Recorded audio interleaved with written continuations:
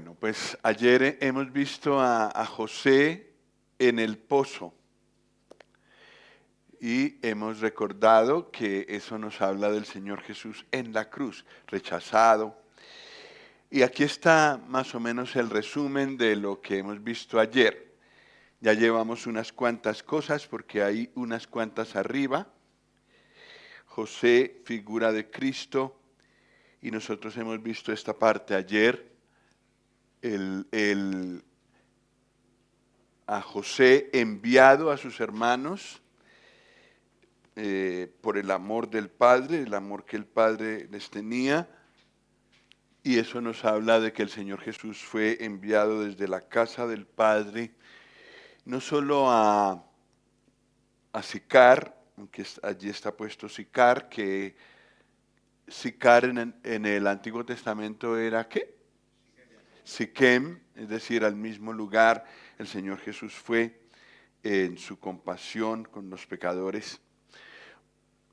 José no encuentra a sus hermanos en Siquem, pero sigue buscándolos porque lo que le interesa es cumplir la voluntad de su padre, no solamente cumplir. Hola.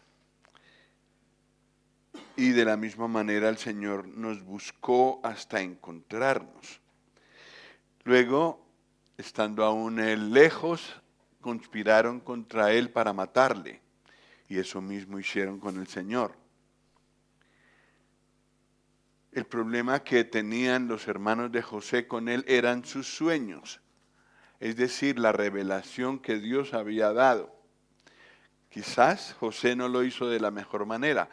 No vemos que le haya añadido a sus sueños, ni que haya dicho, ya veis, Dios me ha escogido. No hemos visto nada de esa actitud en él, pero aún así le aborrecieron. Pero en el Señor Jesús sabemos que es imposible encontrar falta y sin embargo conspiraron para matarle. El problema fue las palabras que él habló y eso no hallaba cabida en los corazones. José fue despojado de su túnica de colores, toda su gloria, el recuerdo de que su padre lo amaba. Y de la misma manera el Señor Jesús escondió su gloria, se despojó y aquí estuvo como una persona común y corriente que no destacaba por su gloria. Nos hizo a Dios cercano sin deslumbrarnos con la gloria de Dios que nos hubiera fulminado al momento. Despojado de su túnica de colores. Fue echado en una cisterna, José, figura de la muerte del Señor, y el Señor también fue sepultado. Fue muerto y fue sepultado. Y su sepultura es importante, la Escritura lo muestra. Bueno, el Señor fue ignorado José primero fue ignorado en su dolor y sus hermanos fueron capaces de sentarse tan tranquilos a comer mientras su hermano sufría. Y pasó lo mismo con el Señor, mientras estaba colgado en la cruz, los soldados estaban sentados tranquilos. Bueno, José fue vendido por 20 piezas de plata. Nuestro Señor fue apreciado en 30 piezas de plata por Judas, pero Zacarías nos muestra que no fue solo una cuestión de Judas. Judas representaba la actitud de todo un pueblo. Zacarías nos muestra que en realidad Israel le apreció así, le puso precio al Señor. La túnica de colores de José fue teñida en sangre y vuelta a su padre.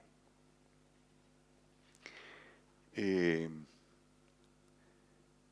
Señor Jesús también, la gloria que ahora tiene, se debe al padecimiento de la muerte. El Señor Jesús ya tenía glorias que nunca perdió, ni cuando vino aquí a la tierra y se humilló y tomó forma humana, pero a sus glorias, después de la cruz, añadió otras. Y esas tienen que ver con su muerte. Es como si estuvieran teñidas con sangre. Por último, los hermanos de José engañan a su padre y siguen tranquilos, le causan gran dolor, le causan llanto. Muchos años anduvo José triste por su hijo amado. Y pues recordamos que aunque por alguna razón el Nuevo Testamento no nos habla tanto de esto, no nos habla de esto, podemos comprender que el Padre, al dar a su Hijo, nuestro Dios y Padre, al dar a su Hijo, tuvo dolor. Bueno, el día de hoy vamos a continuar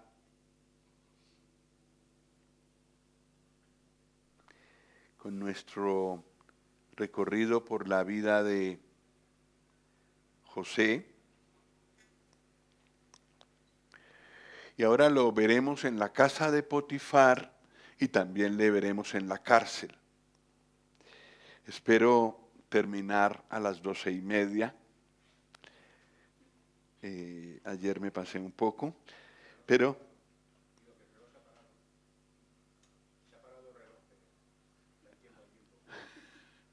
el reloj. Bueno, pues veremos esto. Lo que pasa es que cobija 2 capítulos, es un poco extenso, por eso os pido hasta las 12:30 para poder ver todos estos detalles.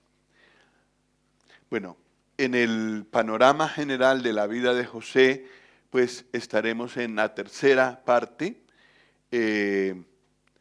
José en la casa de Potifar y en la cárcel, que en realidad cobijará 2 capítulos, el 39 y el 40.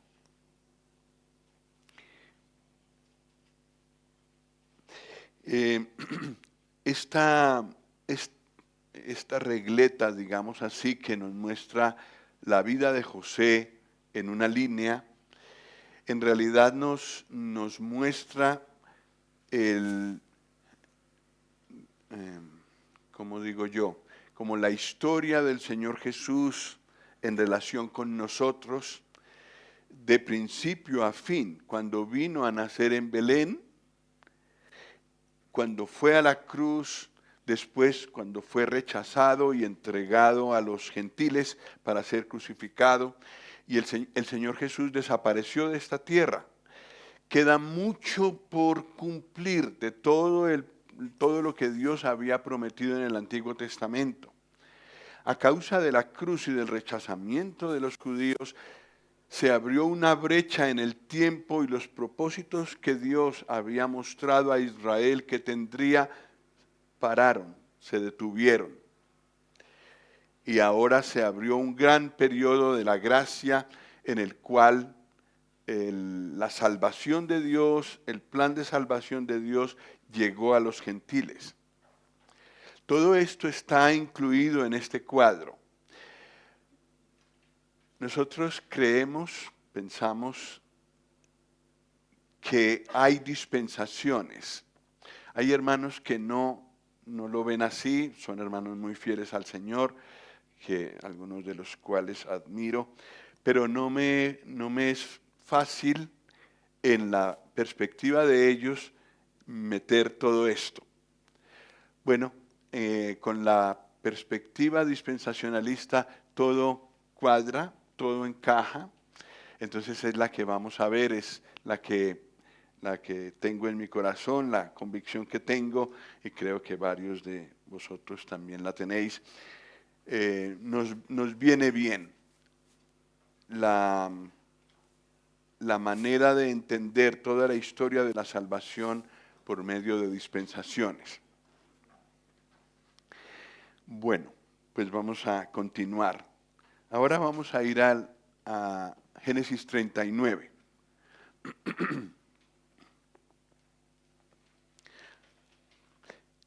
Estábamos ayer en ¿qué capítulo? 37. ¿Y alguien de vosotros recuerda qué pasó en el 38? Judá, la historia de Judá con Tamar. Una historia de vergüenza, una historia de pecado. Es muy interesante esa historia ahí metida en medio, porque contrasta con José, que tendrá las mismas tentaciones que tuvo Judá, pero no cayó. Hay un contraste muy grande entre Judá y la actitud de Judá, y que se dejó llevar por sus propios impulsos, y José, que se mantuvo fiel al Señor. Capítulo 39. Vamos a leer del 1 al 6. Llevado pues José a Egipto, Potifar, oficial de Faraón, capitán de la guardia, varón egipcio, lo compró de los ismaelitas que lo habían llevado allá. Mas Jehová estaba con José y fue varón próspero, y estaba en la casa de su amo el egipcio. Y vio su amo que Jehová estaba con él, y que todo lo que él hacía, Jehová lo hacía prosperar en su mano. Así halló José gracia en sus ojos y le servía. Y él le hizo mayordomo de su casa y entregó en su poder todo lo que tenía. Y aconteció que desde cuando le dio el encargo de su casa y de todo lo que tenía, Jehová bendijo la casa del egipcio a causa de José. Y la bendición de Jehová estaba sobre todo lo que tenía, así en casa como en el campo. Y dejó todo lo que tenía en mano de José, y con él no se preocupaba de cosa alguna, sino del pan que comía. Y era José de hermoso semblante y bella presencia.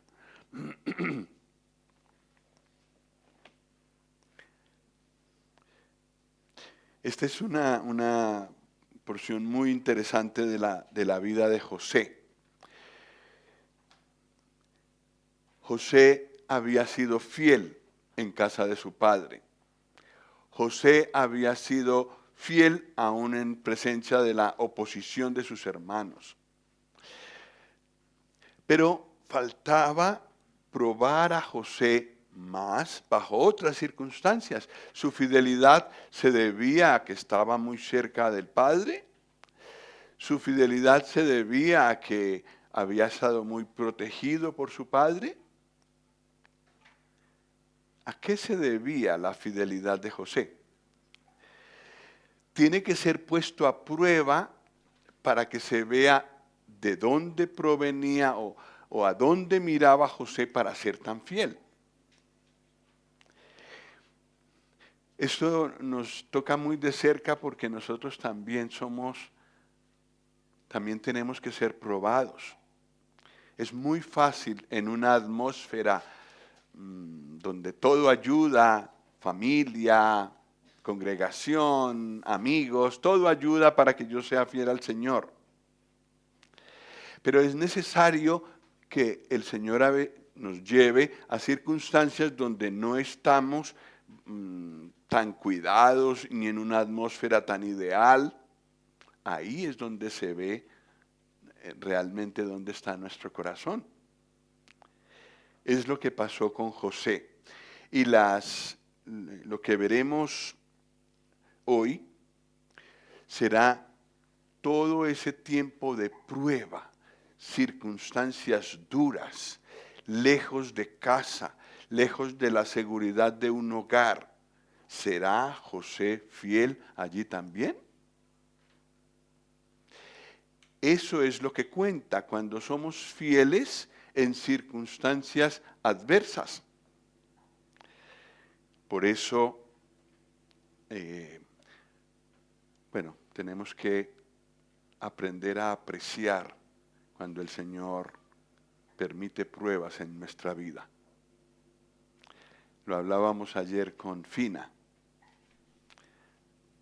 Enfermedad, debilidad, problemas, dolor. Y sin embargo ella está aquí. ¿Hay interés en Fina por la palabra de Dios? Es más fácil detectar ese interés cuando hay problemas, cuando hay muchas pruebas que superar. Entonces no nos extrañemos que el Señor permita determinadas pruebas en nuestra vida, a veces muy duras. El Señor necesita, bueno, Él ya lo sabe, Él sabe lo que hay en mi corazón, pero Él necesita que yo comprenda o yo entienda o yo descubra qué hay en mi propio corazón. Y también que lo muestre ante otros. Por eso es que el Señor permite pruebas. Y eso es lo que vemos en la vida de José. Pero un momento, ¿fue así en la vida del Señor Jesús también? ¿Fue probado y hallado fiel en circunstancias duras? Sí. Aunque él no tenía pecado, ¿qué se podía comprobar de él? ¿Qué se podía confirmar de su corazón? Si ya se sabía, era fiel. Pero tenía que ser demostrado delante de otras personas y también delante de nosotros. ¿Cómo podía el Señor servirnos de inspiración en todos los pasos de nuestra vida si Él no hubiera cruzado por todos los pasos de nuestra vida, incluida la tentación? Pues el Señor en su palabra nos da mucho detalle de la vida probada de nuestro Señor. Y claro, la prueba cumbre fue la cruz. Allí en la cruz se pudo ver lo que había en su corazón de obediencia a su Padre, de amor para su Padre y de amor para nosotros. Volvamos a José y miremos un poco estas diferentes cosas. En el último versículo del capítulo 37, que no lo leímos porque ya formaba parte de la siguiente historia, ¿qué dice? 37, capítulo 37 de Génesis, versículo 36. ¿Alguien nos lo lee, por favor? Y los madianitas lo vendieron en Egipto a Potifar, oficial de Faraón, capitán de la guardia. Uh-huh. En este momento,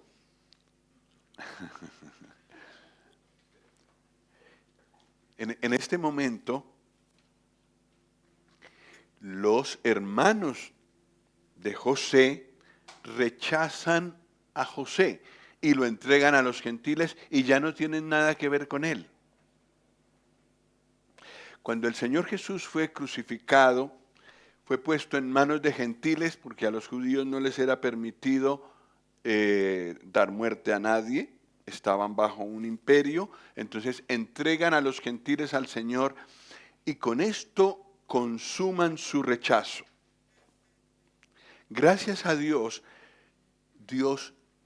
gracias a Dios que Él no rompe relaciones con su pueblo terrenal. Creemos que Él volverá a tomar a Israel después del arrebatamiento de la iglesia.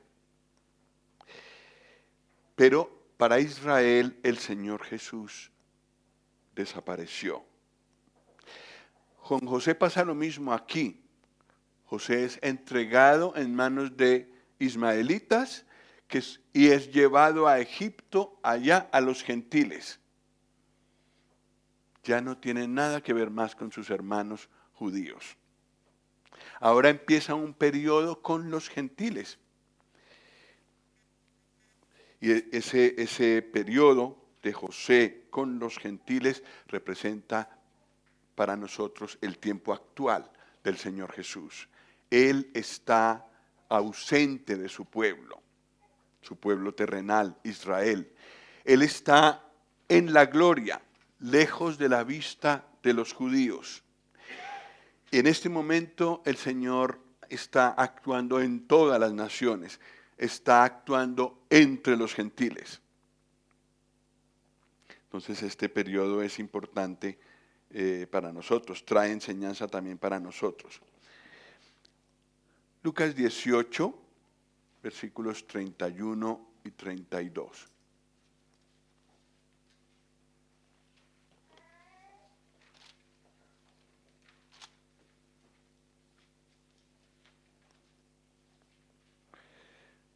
¿Alguien que lo lea, por favor?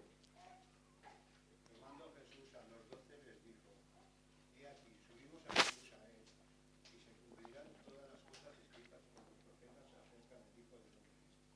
Pues será entregado a los gentiles, y será escarnecido, y afrentado, y crucificado. Entregado a los gentiles, no nos queda duda. Y los gentiles le crucificaron, autores materiales de los hechos. Los autores intelectuales, ¿quiénes? Los judíos. Judíos y gentiles unidos en la crucifixión del Señor. Ahora entonces, José es esclavo de Potifar. Y aquí tengo que ir con pies de plomo en la aplicación al Señor Jesús. Esclavo. En Filipenses 2, versículo 7, ¿tienes manera de buscarlo en tu aplicación, Gustavo?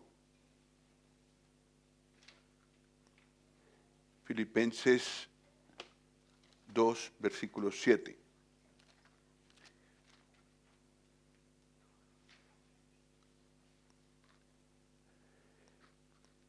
¿Alguien lo puede leer? Y luego le voy a pedir a Gustavo si nos puede decir la palabra siervo, qué es en el griego y qué significa. Bueno, si alguien lo puede leer, Filipenses 2, 7.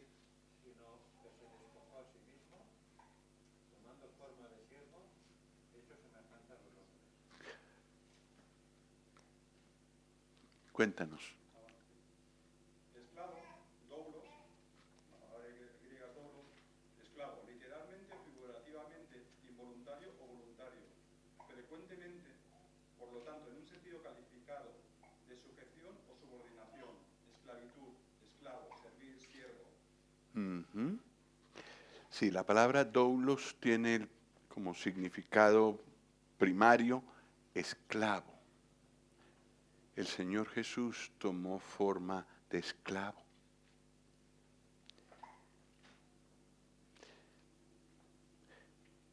Eso nos humilla mucho, ¿verdad?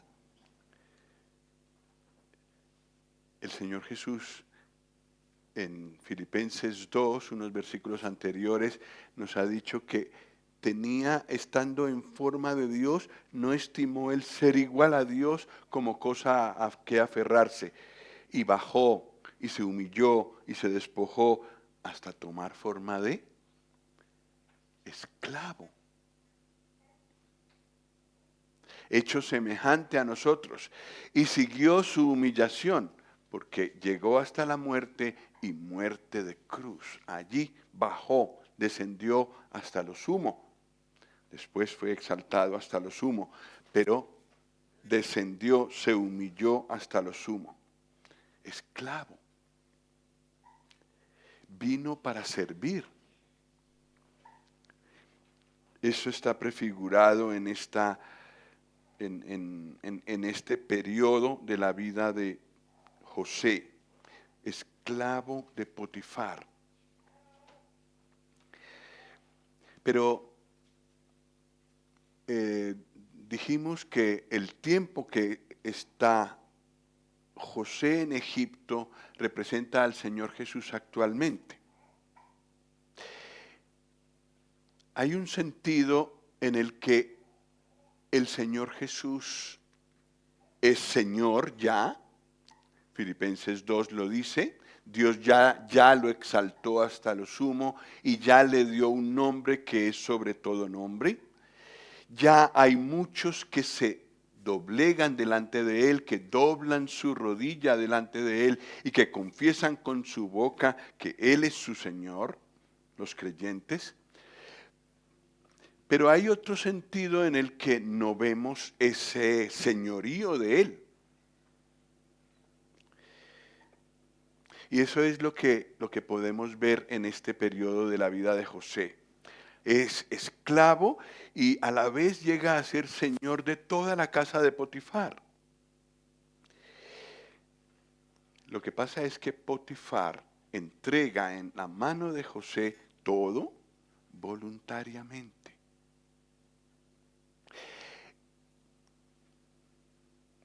Eso tiene una aplicación muy bonita en nuestra vida. Aunque lo que correspondería sería que el Señor mandara y yo como creyente obedeciera, yo como creyente tendría que rendirle todas las cosas de mi vida porque es que Él es Señor y yo lo he aceptado no solo como Salvador, sino como Señor. Tendría que rendirme a sus pies cada día. Pero nosotros sabemos que eso no ocurre. Hay una parte voluntaria de nuestra rendición a Él. Y es una cosa diaria. Esas son palabras que me dejó mi suegra, la madre de Elizabeth. Al Señor Jesús lo aceptamos como Salvador una vez, pero lo aceptamos como Señor cada día. Cada día decimos, Señor, yo podría hoy dominar mi vida y hacer lo que yo quiero, pero quiero rendir delante de tus pies mi vida. Hacer que tú seas Señor de todo lo que yo hago hoy, de todo lo que soy hoy. Entonces ahí Él es Señor y podría obligarnos que no hubiera otra alternativa, sino que nos rindiéramos, que no fuera cuestión de voluntad, sino obligación, sería lo correcto. Así será como Él gobernará en el milenio. No es opcional, es obligatorio. Pero al Señor le encantan los movimientos del corazón, la entrega voluntaria. Poder decidir, no me entrego, o sí me entrego, y decidir entre esas dos cosas, sí, voluntariamente me entrego. Y esa es la gran lección que aprendemos de este episodio en casa de Potifar, y luego veremos lo mismo en la cárcel.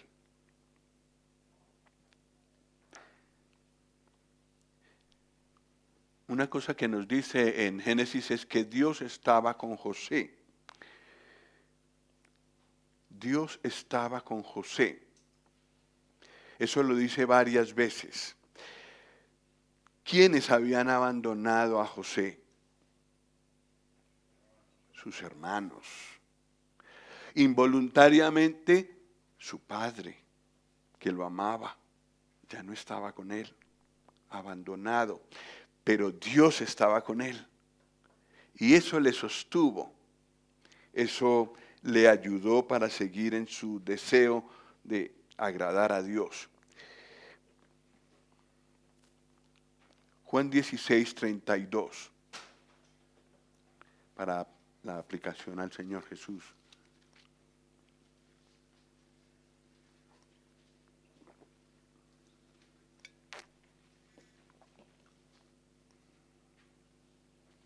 El que lo tenga lo puede leer, por favor. He aquí la hora viene, y ha venido ya, en que seréis esparcidos cada uno a su lado, y me dejaréis solo, mas no estoy solo, porque el Padre está conmigo.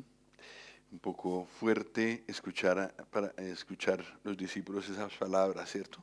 Me dejaréis solo.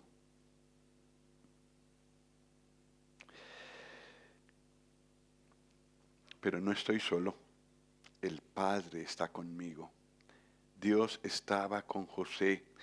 Dios el Padre estaba siempre con el Señor Jesús. Ese pensamiento nos tiene que animar a nosotros cuando hay situaciones en las que nos sentimos solos, abandonados aún de seres queridos. Estoy en el sitio que el Señor quiere que esté. Él está conmigo. Él lo ha prometido, Él lo hará. No estoy solo, no estoy sola. El Señor está conmigo. Pues el Señor estaba con José. Y como el Señor estaba con José, fue varón próspero.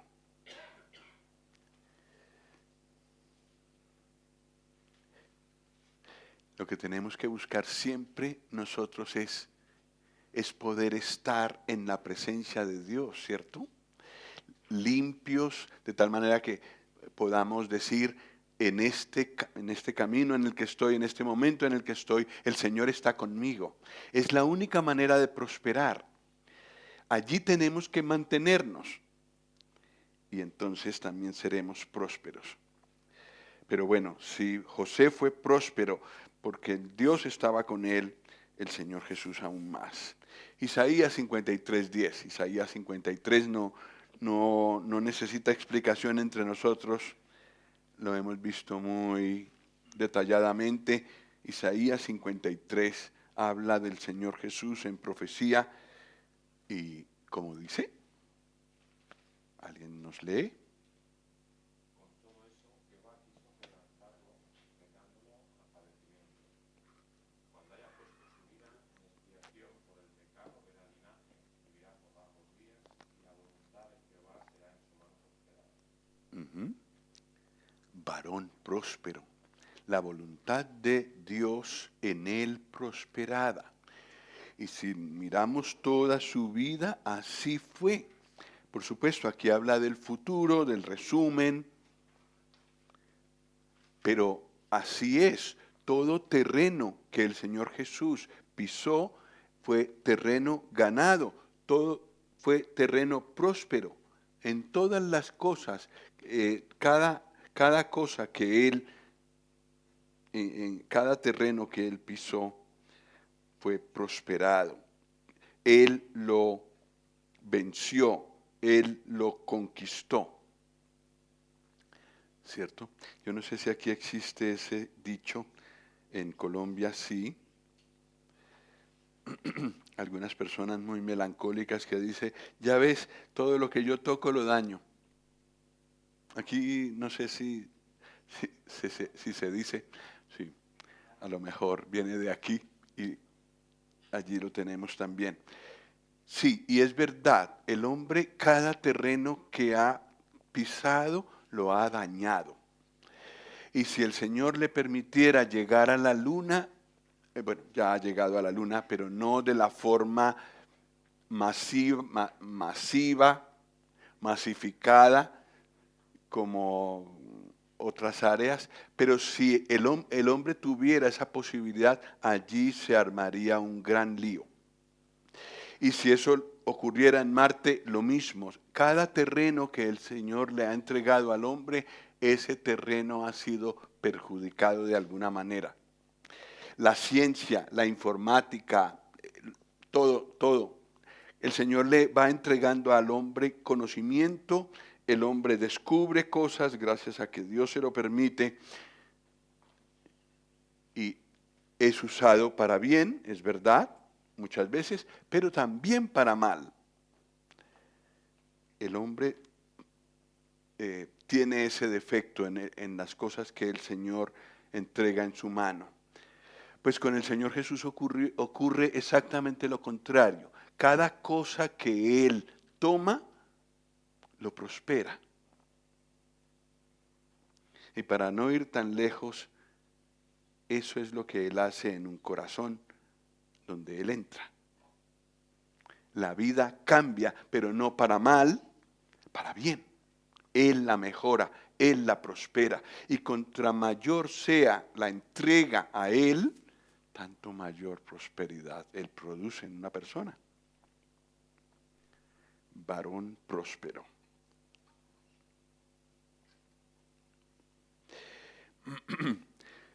Aquí hay algo muy interesante. Su amo vio que Dios estaba con él. No era solo una realidad interna del corazón de José, sino que el amo, Potifar, pudo ver eso. Y bienaventurados todos los que de nosotros, las personas pueden decir, Dios está con él. Del Señor Jesús se puede decir eso también, por supuesto. Era visible. ¿Hay algún versículo que nos recuerde esto? Que Dios estaba con el Señor Jesús y que la gente lo vio.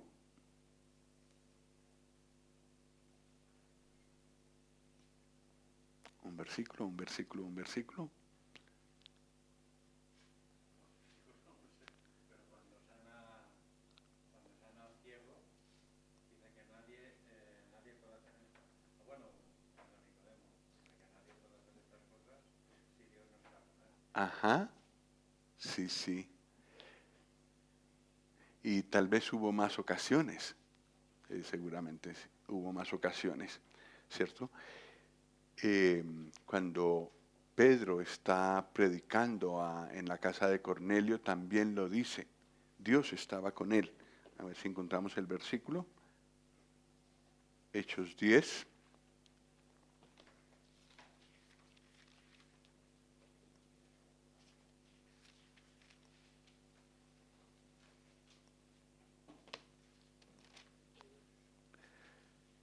¿42 era?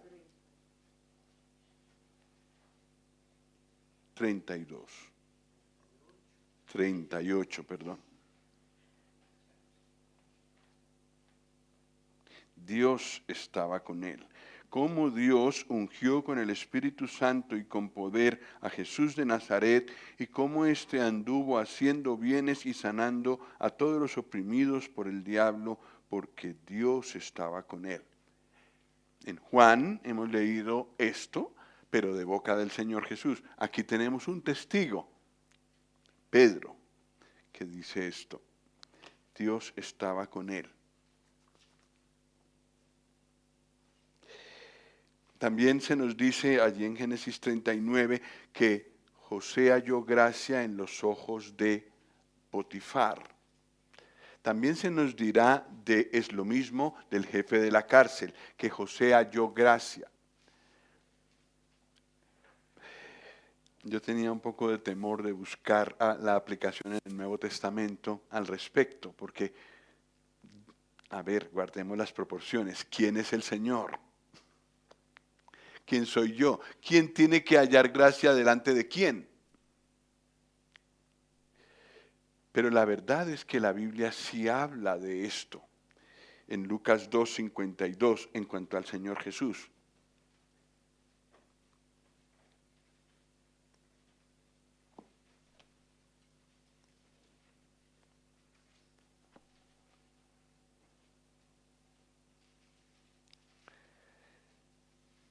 A ver, ¿quién lo quiere leer? Y Jesús crecía en sabiduría y en estatura, y en gracia para con Dios y los hombres. Uh-huh. En gracia para con Dios y en gracia para con los hombres. Yo lo que veo aquí es humillación de parte de Él. Este versículo es el ideal para todo chico pequeño en edad de estar con sus padres. Es un crecimiento equilibrado. Crece en sabiduría, crece en estatura, crece en gracia para con Dios y crece en gracia para con los hombres. Y quizás por esto el Señor se humilló a ese punto, para ser un ejemplo de vida no solo a los adultos, sino también a los jovencitos. Él se humilló hasta ese punto y halló gracia delante de Dios y delante de los hombres. Una aplicación que hay que hacer con cuidado. Pues Potifar le hizo mayordomo de su casa.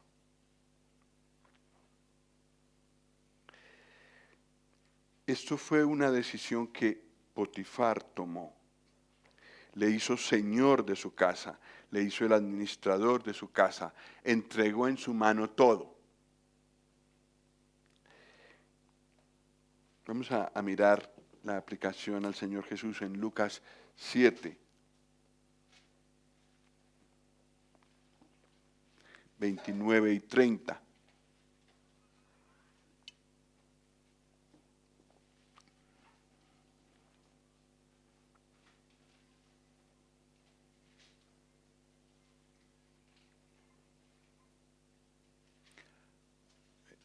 Y todo el pueblo y los publicanos, cuando lo oyeron, glorificaron a Dios, bautizándose con el bautismo de Juan.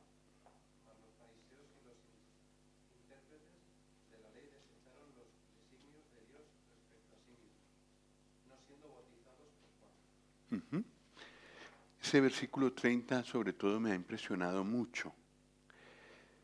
Nosotros los seres humanos tenemos la potestad de desechar lo que Dios, el bien que Dios quiere para nosotros. Los fariseos y los intérpretes de la ley desecharon los designios de Dios respecto de sí mismos, no siendo bautizados por Juan. Dios quería salvarlos. Dios quería darles vida, pero ellos se pusieron en el papel de señores, de los que mandan, y dijeron, no queremos eso. Entonces no nos vamos a bautizar, no nos vamos a hacer bautizar por Juan, no vamos a seguir la voluntad de Dios. Nosotros tenemos la misma potestad.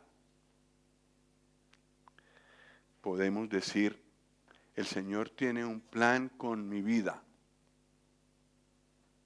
pero yo no quiero seguir ese plan.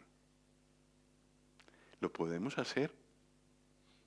Y vemos a varios en la Biblia hacerlo, inclusive creyentes, como Demas, que estudiamos alguna vez con los varones. Es posible decirle no al Señor y que los propósitos que Él tenga conmigo, no los voy a cumplir. Es una decisión personal, diaria y voluntaria, rendirnos cada día.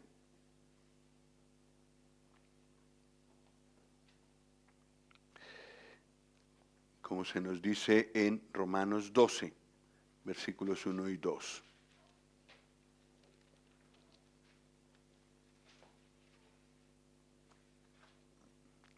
Gracias de antemano por el que leerá. Así que, hermanos, os ruego por las misericordias de Dios que presentéis vuestros cuerpos en sacrificio vivo, santo, agradable a Dios, que es vuestro culto racional. No os conforméis a este siglo, sino transformaos por medio de la renovación de vuestro entendimiento, para que comprobéis cuál sea la buena voluntad de Dios, agradable y perfecta.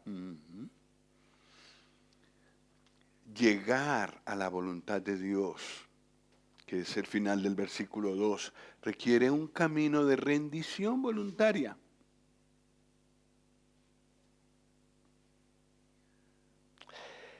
Ese es un desafío que todos tenemos cada día. Pero tampoco hay un camino más alto y más glorioso que ese, estar en el centro de la voluntad de Dios. Y esa es una decisión que cada uno de nosotros debe tomar, y constantemente. Pues Potifar entregó en poder de José todo lo que tenía. Tuvo que ser voluntario porque José al fin era un esclavo. Pero viendo su vida, viendo que Dios estaba con él, viendo que todo lo que tocaba José prosperaba, pues entonces Potifar entregó todo en sus manos.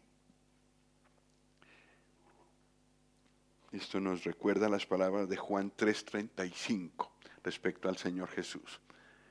Si alguien lo puede leer, por favor. Juan 3:35. Padre ama al Hijo y todas las cosas ha entregado en su mano.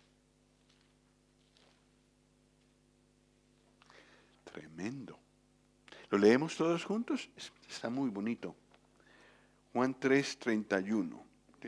Juan 3:35, perdón. 1, 2, 3. El Padre ama al Hijo y todas las cosas ha entregado en su mano.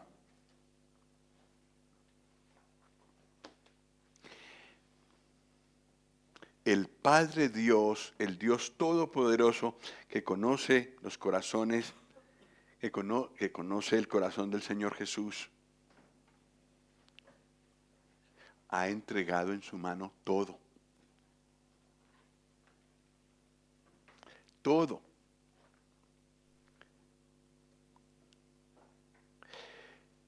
Y es como mostrándonos a nosotros, ¿no querrás tú también entregarle todo al Señor? El Padre ha podido confiar en su Hijo todo. ¿Podré yo confiarle todo a Él? Lo digo porque este pensamiento a veces nos asalta. ¿Y qué si le entrego esto al Señor y a lo mejor no funciona? ¿Verdad?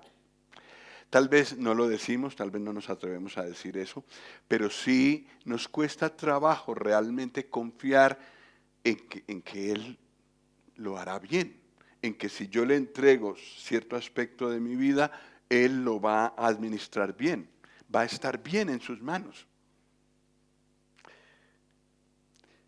Pero recordemos, el Padre entregó todo en la mano del Señor. El Padre confía en el Hijo y efectivamente el Hijo nunca lo ha decepcionado. Todo lo ha hecho bien. Sigamos. La bendición cayó sobre el egipcio y todo lo que tenía. A causa de José, Dios bendijo al egipcio y no solo a él en su propia vida, sino a todo lo que tenía. Eso es lo que pasa cuando nosotros también entregamos al Señor cada aspecto de nuestra vida, un aspecto de nuestra vida. Siempre le vamos entregando cosas, a veces porque Él nos va guiando y nos va mostrando que ese aspecto aún no se lo he rendido, y entonces se lo rindo y efectivamente eso empieza a prosperar. Todo porque la bendición de Dios cae sobre lo que el Señor administra. Bueno, un versículo que nos ayuda en esto es Efesios 1:3.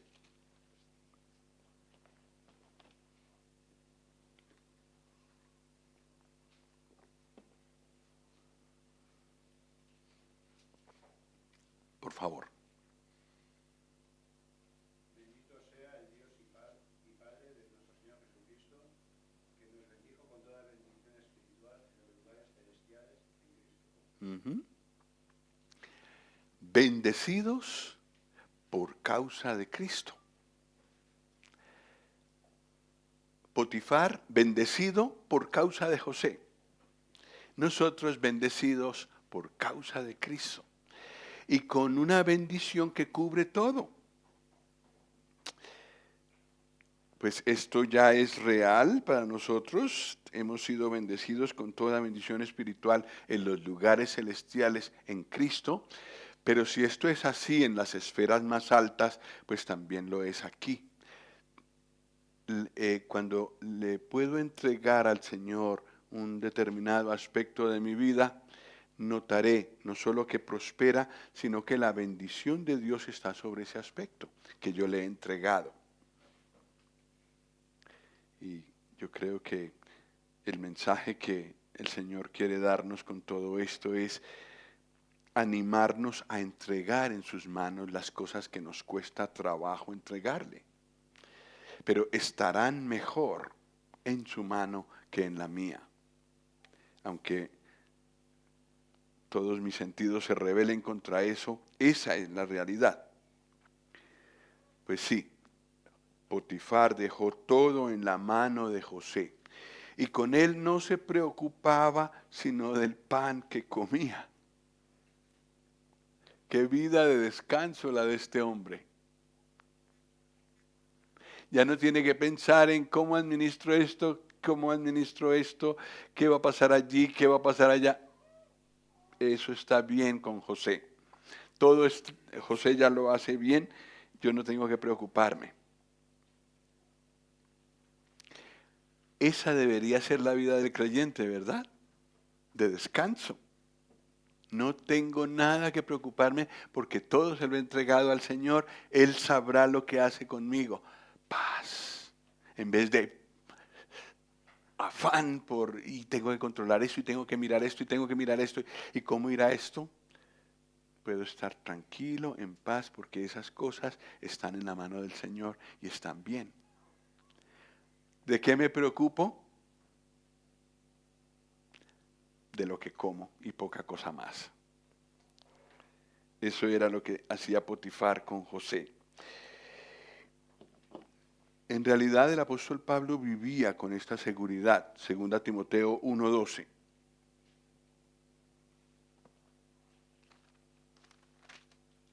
Hasta el final de sus días.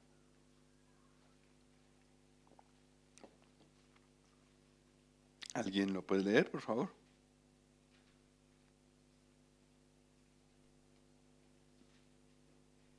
Por lo cual asimismo padezco esto, pero no me avergüenzo, porque yo sé a quién he creído.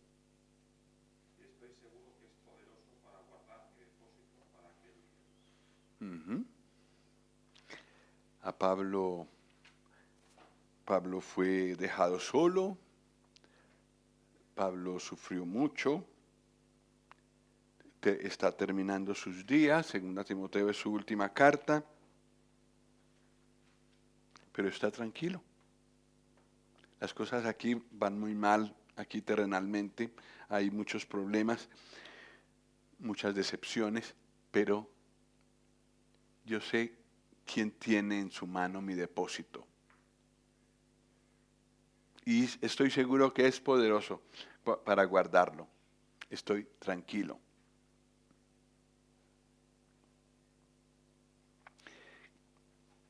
Bueno.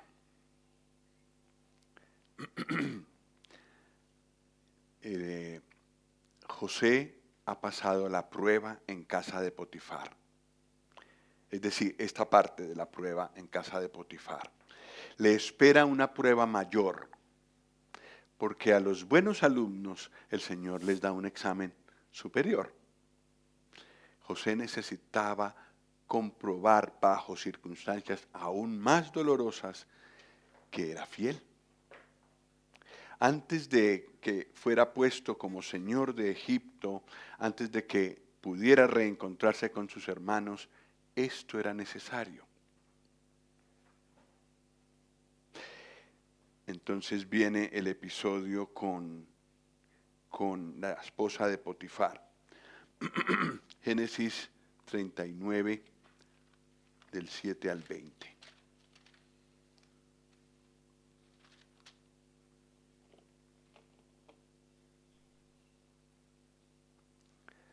Bueno, la última parte del versículo 6 dice, y era José de hermoso semblante y bella presencia. Aconteció después de esto que la mujer de su amo puso sus ojos en José y dijo, duerme conmigo. Y él no quiso. Y dijo a la mujer de su amo, ¿me ayudan con estas palabras que le dijo José a la mujer de su amo? Versículos 8 y 9. 1, 2, 3. He aquí que mi Señor no se preocupa conmigo de todo lo que hay en casa y ha puesto en mi mano todo lo que tiene. No hay otro mayor que yo en esta casa y ninguna cosa me ha reservado sino a ti, por cuanto tú eres su mujer. ¿Cómo pues haría yo este grande mal y pecaría contra Dios.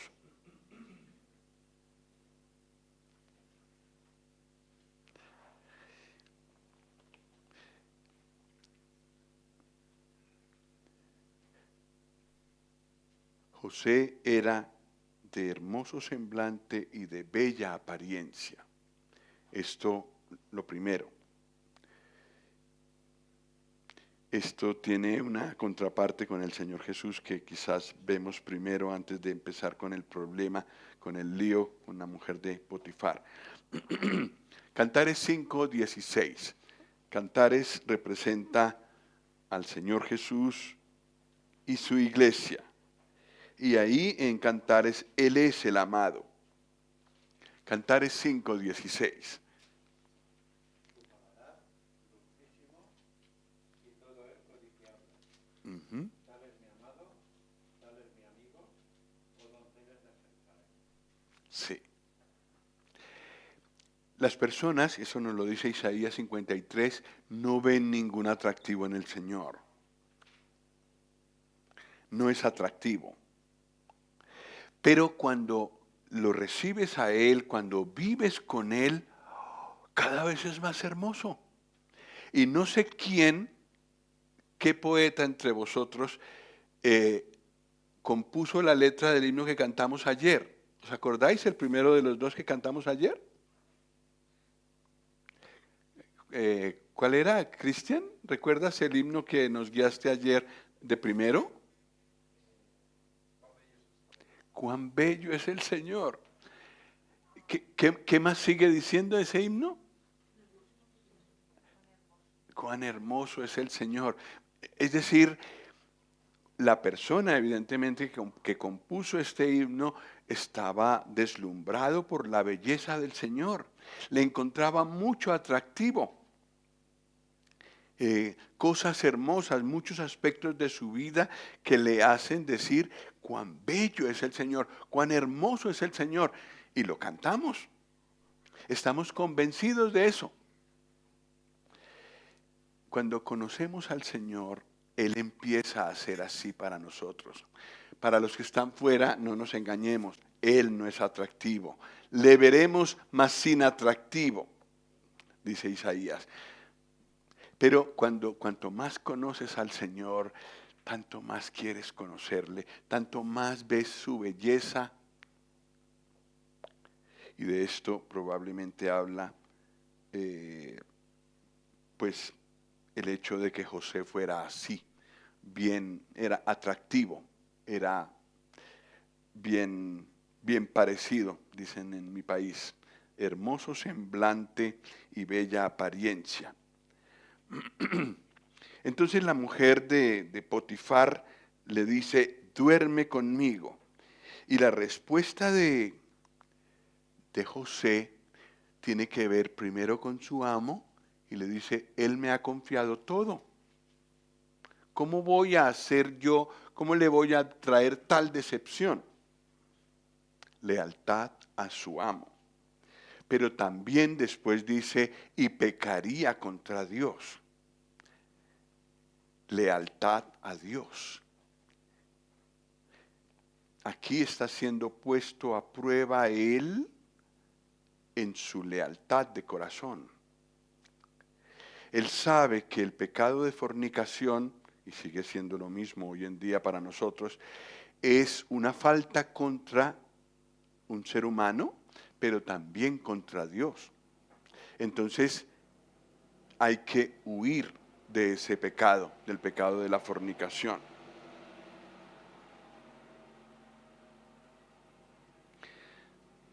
Pero ¿cómo se prueba esa fidelidad, esa lealtad? A través de la tentación. Por eso el Señor permite que seamos tentados. Pero no nos vayamos muy lejos. El Señor Jesús fue tentado. Hebreos 4:15. A ver si me ayudáis con la lectura de este versículo todos.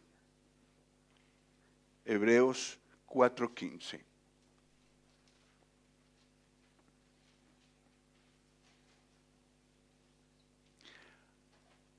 Uno, 2, 3. Porque no tenemos un sumo sacerdote que no pueda compadecerse de nuestras debilidades, sino uno que fue tentado en todo según nuestra semejanza, pero sin pecado. La persona por la que nos podemos acercar a Dios allá en el cielo en oración y al que invocamos al final de nuestras oraciones, estuvo aquí y fue tentado en todo, como nosotros. Las tentaciones que enfrentamos, todas las vivió Él. Y tenemos ejemplos claros en la Escritura. La cuestión es que mientras nosotros hemos respondido a la tentación y hemos pecado, Él no lo hizo.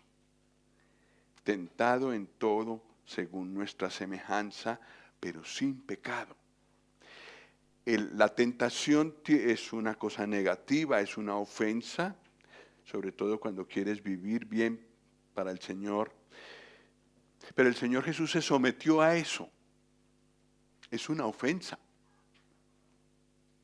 Pero el Señor Jesús se sometió a eso para mostrar cómo era, para mostrarnos cómo era. Su decisión de agradar a Dios no era superficial, era a todo riesgo, en todo momento. Y es la decisión que nosotros también tenemos que tomar. Y cuando se muestra esa fidelidad, cuando vienen tentaciones, y cuando vienen tentaciones fuertes, como seguirá pasando aquí con José. Porque la mujer de Potifar le dice una y otra vez, diariamente. La tentación fue permanente durante un tiempo. Y siempre José decía no.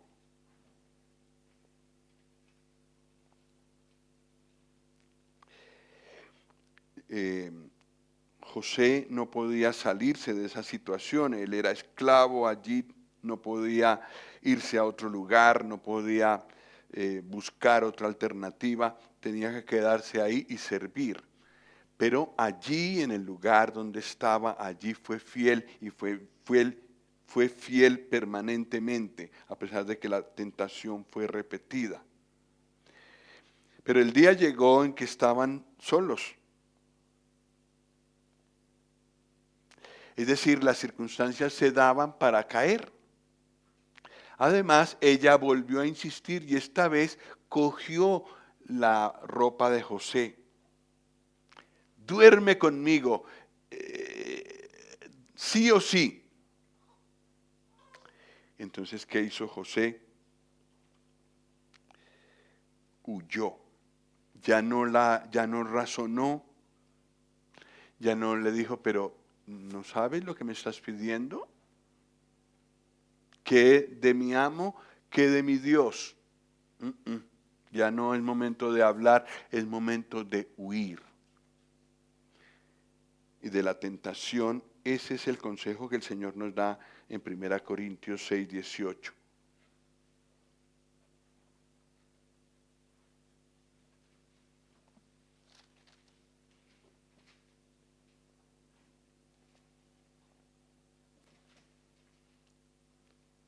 ¿Alguien lo lee, por favor? Huid de la fornicación.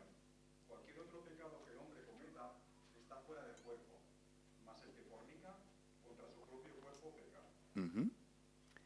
La primera frase es la que nos interesa más en este momento, ¿no? ¿Qué es lo que hay que hacer frente a la fornicación? A la tentación, a la fornicación. Huir. Razonar no sirve. Tal vez una vez pensar con cabeza fría, pues esto no conviene.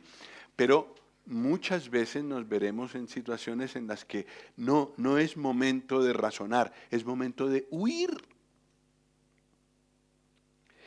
Y eso causa sufrimiento, es un sacrificio que hacemos, pero la bendición del Señor no se hace esperar cuando hemos elegido bien. Huir de la fornicación.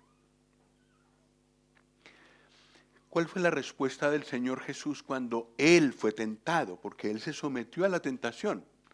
En su humillación se sometió a la tentación. Lo sabemos de memoria, ¿cierto? Cuando el diablo le tentó, ¿cómo respondió el Señor? Escrito está. Es decir, invocó la palabra de Dios. De memoria, probablemente,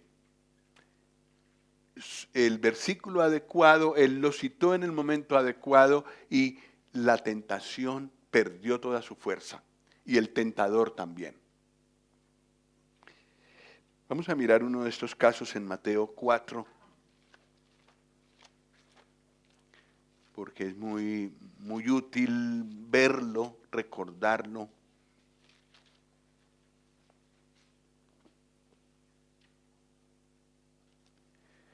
Versículo 1 dice, entonces Jesús fue llevado por el Espíritu al desierto para ser tentado por el diablo. La tentación forma parte de los propósitos de Dios. No es para que nosotros caigamos, sino para que sea probado lo que hay en nuestro corazón. El Señor Jesús también fue tentado por el diablo. Y después de haber ayunado 40 días y 40 noches, tuvo hambre. Y vino a él el tentador y le dijo, si eres hijo de Dios, di que estas piedras se conviertan en pan. Él respondió y dijo, ¿me ayudáis? Escrito está. No solo de pan vivirá el hombre, sino de toda palabra que sale de la boca de Dios. La tentación de convertir piedras en pan en una forma ajena a la voluntad de Dios desaparece, pierde toda su fuerza. Ahora el enemigo tiene que buscarse otro aspecto para tentar al Señor. La palabra de Dios tiene ese poder. Por eso, si podemos memorizarla, genial. Porque podemos en cualquier momento que la necesitamos citarla. Es palabra de Dios y tiene ese poder. Bueno, ya sabemos que a cada una de las otras dos tentaciones el Señor también respondió con otras porciones y el tentador tuvo que irse. No tenía sentido seguir tentando al Señor.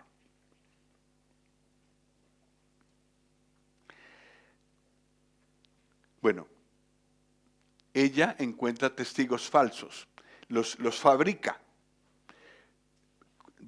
Viendo que la ropa queda allí, entonces hace venir personas, las personas vienen, se dan cuenta de que la ropa está ahí, ella da su explicación y encuentra que muchas personas le apoyan.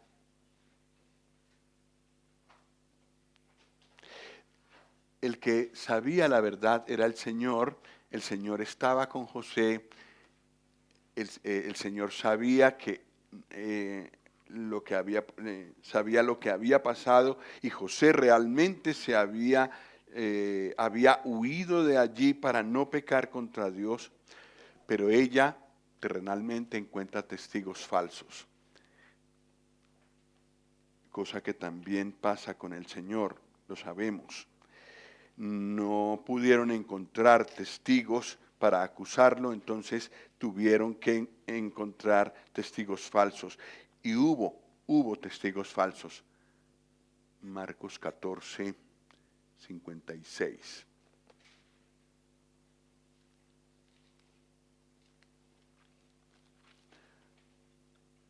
Marcos 14, 56 al 59. Por favor, si alguien lo lee. Porque muchos decían falso testimonio contra él, mas sus testimonios no concordaban. Entonces, levantándose unos, hicieron falso testimonio contra él, diciendo, nosotros le hemos oído decir, yo derribaré este templo hecho a mano, y en 3 días edificaré otro hecho sin mano. Pero ni aun así concordaban en el testimonio. Uh-huh.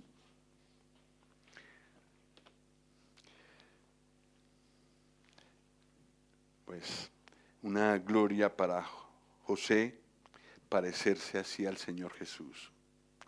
y una gloria para nosotros cuando tienen que hacer lo mismo con nosotros. Entonces nos podemos acordar que eso pasó con nuestro Señor y podemos en cierta forma gozarnos de que podamos participar de lo que Él participó. Pues Potifar se enfurece y manda a José a la cárcel. ¿El Señor Jesús también fue enviado a la cárcel?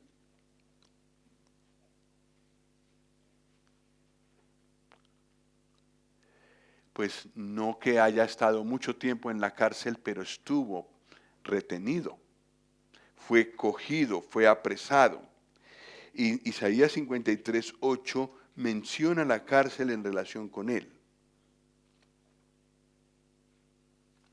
Isaías 53:8.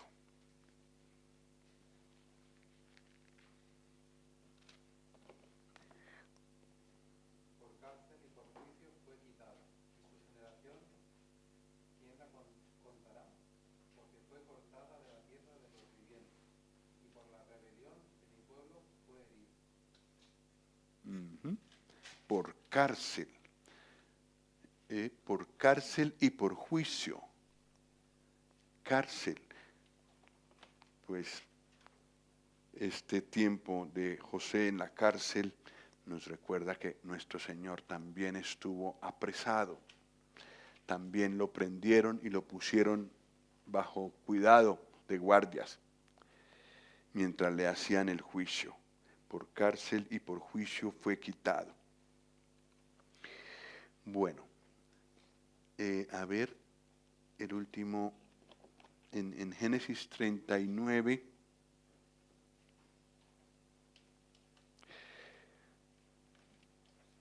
versículo 20, tomó su amo a José y lo puso en la cárcel donde estaban los presos del rey, y estuvo allí en la cárcel. Pero Jehová estaba con José y le extendió su misericordia y le dio gracia en los ojos del jefe de la cárcel. Y el jefe de la cárcel entregó en mano de José el cuidado de todos los presos que había en aquella prisión. Todo lo que se hacía allí, él lo hacía. No necesitaba atender el jefe de la cárcel cosa alguna de las que estaban al cuidado de José, porque Jehová estaba con José y lo que él hacía, Jehová lo prosperaba.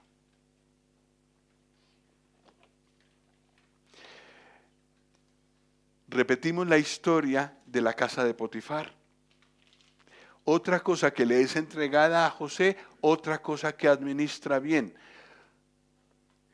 Otra, fue fiel en la casa de Potifar y ahora, de manera injusta y con unas circunstancias absurdas, va a la cárcel, pero allí igual está Dios con él, administra todo bien. El jefe de la cárcel ya le entrega todo. Con él está todo bien. Otra vez, un José que es esclavo, es preso, pero a la vez es Señor. Otra vez nos recuerda la gran lección que aprendimos en la casa de Potifar. Ahora nosotros tenemos la posibilidad de entregarle al Señor todos los aspectos de nuestra vida o no. Decidimos cada uno de nosotros. Pero eso sí, cuando entregamos en la mano del Señor cada aspecto de nuestra vida, esto vamos haciéndolo en forma gradual, todo aspecto que entregamos en su mano funciona bien.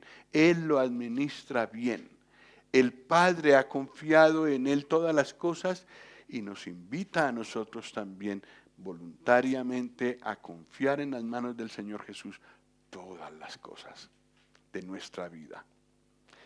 De tal manera que estemos tranquilos y no nos preocupemos de nada, estemos descansados, el Señor lo tiene todo en su mano.